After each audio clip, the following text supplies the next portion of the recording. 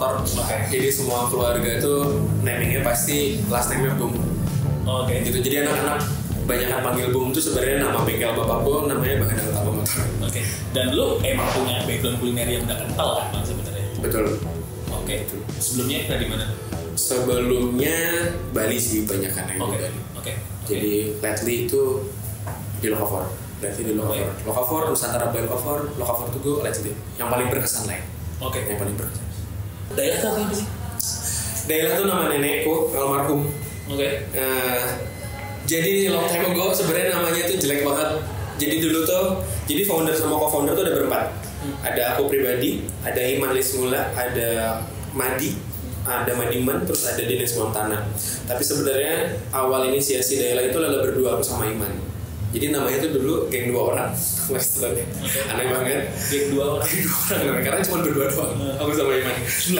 Ketemu sama Madi sama Ines akhirnya, terus nyari nama yang catchy apa ya? Oh, nama nenek gue Dailah. Oke, catchy, udah Dailah aja. Sesimpel itu sih sebenarnya. Gue nggak tahu ya kenapa gue beberapa ketemu anak Jakarta ngomong Dailah itu Dahlia. Kebanyakan apakah kalau nggak Dailah Dahlia apakah itu mungkin asing? Nenek lu berarti dari Jawa Barat? Dari Jawa Barat, namanya Ilan Dailah. Asli Sumedang dan Kejawen Tok-Tok.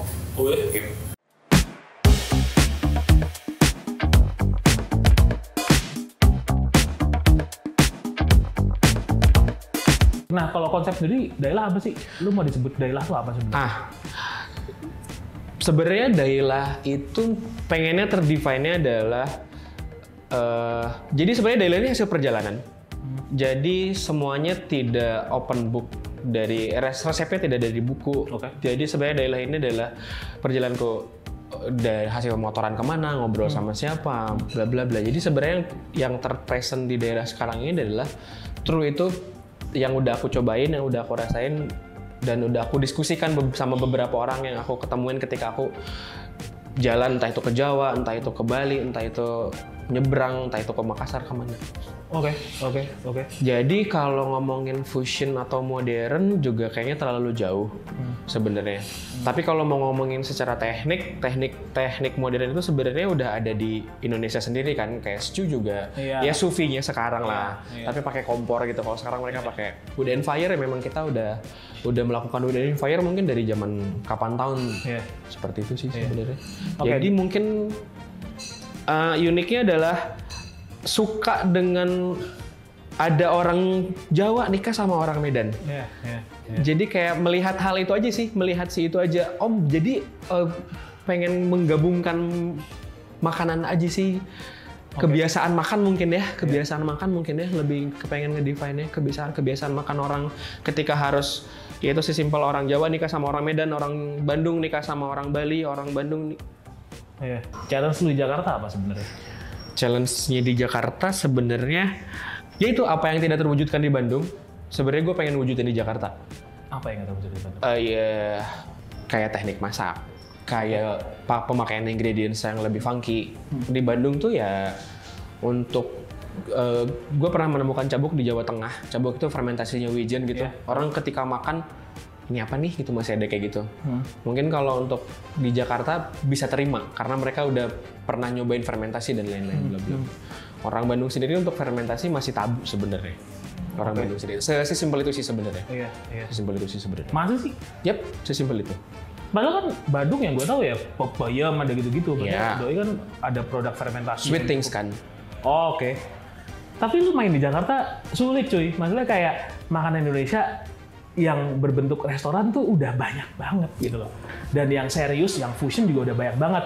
Kalau gue beli nyebut brandnya mungkin ada ya Kaum atau mungkin Rembulan kayak yang udah di mall, yang makanan Indonesia otentik, mereka package sedemikian rupa gitu loh. Caranya lu fight gimana sama mereka ini? Teman-teman sih yang support.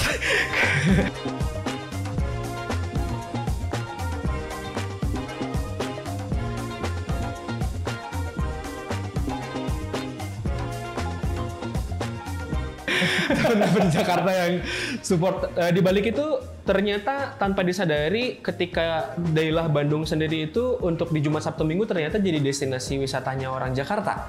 Oh, oke. Ternyata. Jadi setelah ngobrol kalau setiap service selalu datang ke meja dari mana, dari Jakarta, bla bla bla bla. Jadi ketika buka di Jakarta pun ada beberapa penggemar yang happy, nggak usah nunggu hari Sabtu hari Minggu untuk ke Jakarta gitu. Sebenarnya situ. Selain dibantu sama teman-temanku yang di Jakarta, chef-chef di Jakarta, ya you name it, ada Wiro, ada Respati, teman-teman dekatku banyak. Orang besar mereka. Orang besar mereka bantuku sangat untuk pede datang ke Jakarta ya. Dailah kan hanya di Jakarta dan Bandung saja. Boy? Yap. Lu nggak balik ke Surabaya gitu? Ngurus rumah 2, nyapunya agak lumayan repot ya. Itu balik lagi rumah Dailah itu rumah aja sih. Dailah memang buat rumah. Lu nggak mau kayak konsep yang lain tapi under grup Dailah gitu? Tidak, seperti cukup. Agak unik, misalnya beberapa yang gue interview kayak, oh iya, gue pengen kayak gini, gue pengen buka ini, gue pengen bikin brand lagi, under ini gitu. Cukup Dailah. Kenapa? Jadi dari Dailah awal yang Bandung nih, tak cerita Dailah awal Bandung itu semua yang kerja belum ada yang keluar. Dari opening untuk penambahan karyawan ya, tapi orang-orang lamanya 11 orang lama Dailah Bandung. Waktu itu kita cuma 40 kursi apa 30 kursi, kecil banget di Bandung. Sampai sekarang ikut kita udah mau 5 tahun. Oke. Ya. Oke. Jadi kekeluargaan itu. Kekeluargaan itu. Jadi seenggaknya aku pengen buat yang 11 orang ini nanti sampai ada di top level yang memang udah mencukupi keluarganya. Dia bisa beli apapun dari Dailah. Dia bisa buat rumah dari Dailah, punya mobil dari Dailah, anaknya sekolah bagus dari Dailah. Sampai mereka mungkin cabut dari Dailah. Sampai mereka cabut dari Dailah dan punya memori yang bagus dari Dailah. Oke, nice. Itu ternyata orang baik ya?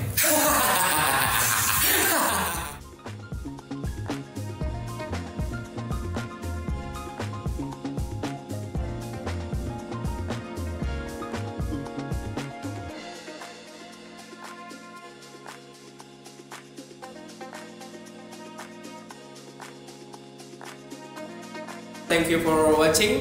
Don't forget like, mungkin komen, mungkin subscribe. Surabaya Karya Kedua.